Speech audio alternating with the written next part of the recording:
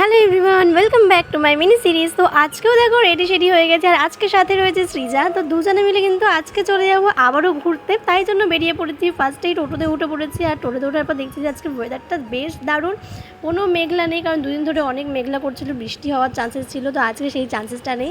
তো বাস স্ট্যান্ডে চলে এসেছে, আর বাস স্ট্যান্ডে এসে এখন আমাদের 10 মিনিটের উপরে হয়ে গেছে, আমরা বাসের জন্য অপেক্ষা করছি, বাট একটাও বাস নেই। দেখতেই পাচ্ছ বাস স্ট্যান্ড পুরো ফাঁকা। আপাতত একটা বাস আসছে, বাট সেটাও যাবে না আমরা যেখানে যাব। অ্যাট লাস্ট আমরা ক্যাব বুক করে নিই, আর ক্যাবে করে কিন্তু আমরা আমাদের গন্তব্যস্থলের দিক দিয়ে এগিয়েও চলে যাচ্ছি। ক্যাবে ওঠার পর রিয়েলাইজ করলাম যে ক্যাব কতটা সেফ জিনিস।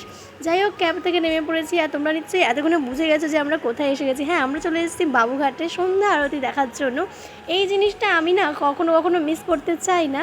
কখনো কখনো মনে হয় কি যাই একটু সন্ধ্যা আরতি দেখা দিত। চলে এসেছে একদমই বাবুঘাটের সামনে। আর একটু বেলা করে আসলে ওকে একটু প্রিন্সেপ ঘাটটাও ঘুরিয়ে নিয়ে আসতে পারতাম, বিকজ একটাই স্টপেজ। দেন এখানে এখন হচ্ছে সংকল্প সামথিং, আর তারপরে দেখতে পাচ্ছি হালকা হালকা মেঘও জমেছে আকাশে। আমরা বসার পরে দেখতে পাচ্ছি মেঘটা জমেছে, এবার তার আগে কিন্তু এই মেঘটা ছিল না। আর গঙ্গার যে ফুরফুরে একটা হাওয়া, মন পুরো ভালো করে দিচ্ছে, বিশ্বাস করবে। এত সুন্দর একটা ওয়েদার দিয়েছিল, আর এত সুন্দর গঙ্গা আরতি, মানে যেটা দেখার পর মন প্রাণ সমস্ত কিছু ভরে গেছে।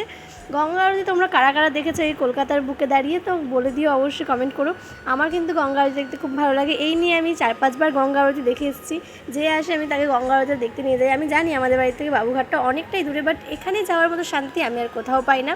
যেতে যেটুকু সময় লাগে আর কি, তাছাড়া কিন্তু আর কিছু না। যাই হোক, আমাদের গঙ্গা আরতি দেখা হয়ে গেছে।